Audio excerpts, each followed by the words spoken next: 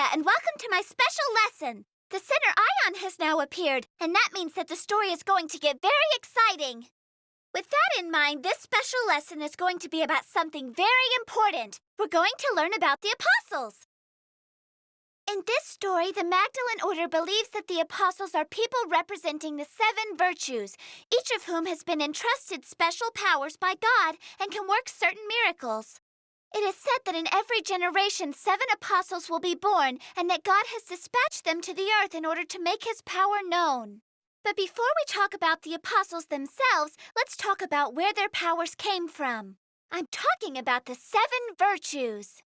In Christian theology, these 7 virtues are faith, hope, charity, prudence, justice, temperance, and fortitude, and it is said that each apostle embodies their virtue's power. Exactly why these powers have been given to these individuals is still unknown, but it is the Magdalene Order's belief that if all 7 apostles are brought together in a single place at one time, their powers will be increased by several orders of magnitude.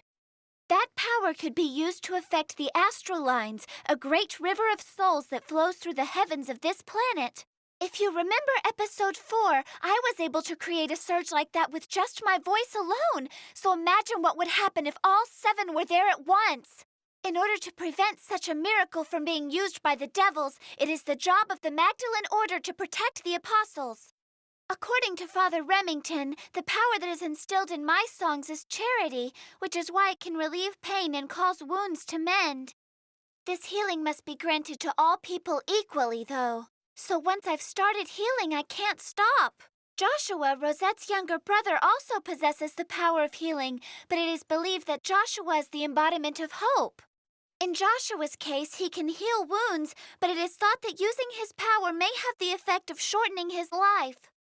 The more his life is shortened, the more Joshua's hope for the future, his desire to live on, will grow. It seems cruel, but the power to have such dreams is what God intended for him to have. We call this fate the causality of destiny, and all of those who possess the power of the apostles are burdened with it. It is a reflection of the destiny that Jesus pursued. With great power comes a great price. But there are those who believe that this natural order could be altered. It is these people that we, the Order, must fight against. This is what Rosette told me after I learned what happened to Joshua. All of us possess some power, but it is what we do as people that will affect how our lives are judged. That's why we must fight the sinners. For what other point would there be to our lives if we shirked that duty? In the end, each of us must take responsibility not just for our own actions, but to prevent the actions of others that we know to be wrong. Here at the Order, we have vowed to never stand back and let others fight for us.